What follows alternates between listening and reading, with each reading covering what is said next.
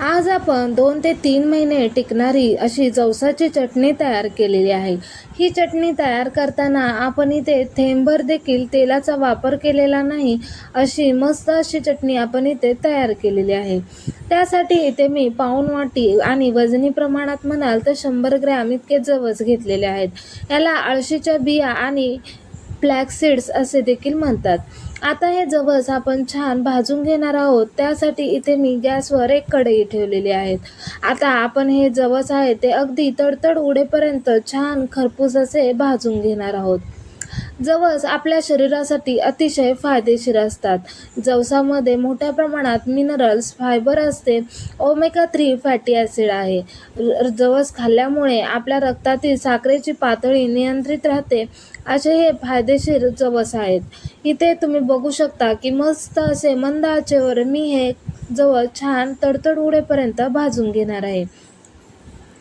इथे आपले जवस छान असे भाजले आले आहेत. आता आपण हे सर्व जवस भाजून झाल्यानंतर एका भांड्यामध्ये काढून घेणार आहोत.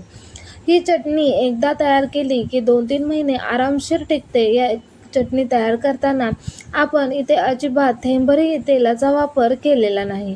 इथे जवस मी एका भांड्यात काढून घेतले. आता त्याच वाटीने मी इथे पाववाटी शेंगदाणे घेतलेले आहेत. इथे आपल्याला शेंगदाणे देखील छान भाजून घ्यायचे आहेत.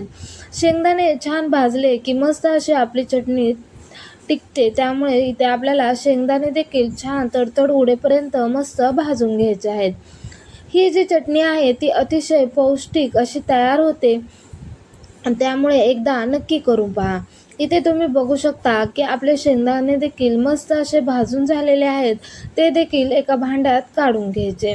आता इथे मी अर्धी वाटी इतकं सुकं खोबरं किसून घेतलेलं आहे. आता हे सुकं खोबरं देखील आपल्याला छान खमंग खरपूस होईपर्यंत भाजून घ्यायचं आहे. खोबरं देखील आपल्या आरोग्यासाठी अतिशय उपयुक्त असतं. त्यामुळं आपल्याला इथे खोबऱ्याचा देखील आपण वापर केलेला आहे.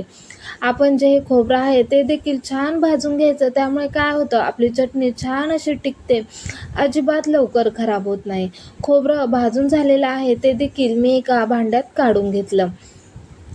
इथे पाववाटी इतके सफेद तीळ घेतलेले आहेत. सफेद तिळामध्ये कॅल्शियमचं प्रमाण मोठ्या प्रमाणात असतं. त्यामुळं इथे मी सफेद तीळ घेतलेले आहेत. त्यामध्ये 7-8 लसणाच्या पाकळ्या टाकल्यात.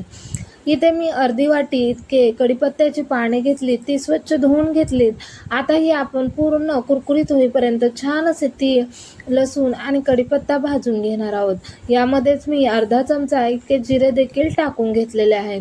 इथे आपल्याला सर्व जिन्नस छान भाजून घ्यायचे आहेत. कढीपत्ता देखील आपल्या त्वचेसाठी, केसांसाठी मोठ्या प्रमाणात फायदेशीर ठरतो. कढीपत्त्यामध्ये व्हिटॅमिन ए असते, ते आपल्या शरीरासाठी अतिशय फायदेशीर आहे. आता हे सर्व जिन्नस मी एका ताटात काढून घेतलेले आहेत. हे सर्व छान थंड करून घ्यायचे. हे सर्व जिन्नस थंड झाल्यानंतर एका मिक्सरच्या भांड्यामध्ये मी काढून घेतले. यामध्ये 1 चमचा लाल तिखट आणि चवीप्रमाणे इथे आपण मीठ टाकून घेणार आहोत. आणि हे सर्व जे मिश्रण आहे ते छान आपण दरदरीत असं वाटून घेणार आहोत. आता इथे छान असं हे चटणी आपण मिक्सरला दरदरीत अशी वाटून घेतलेली आहे. आता मस्त अशी आपली ही चटणी 2-3 दिवस टिकणारी मस्त तयार झालेली आहे. व्हिडिओ आवडला असेल तर व्हिडिओला लाईक करा आणि चॅनेलला सबस्क्राईब करा.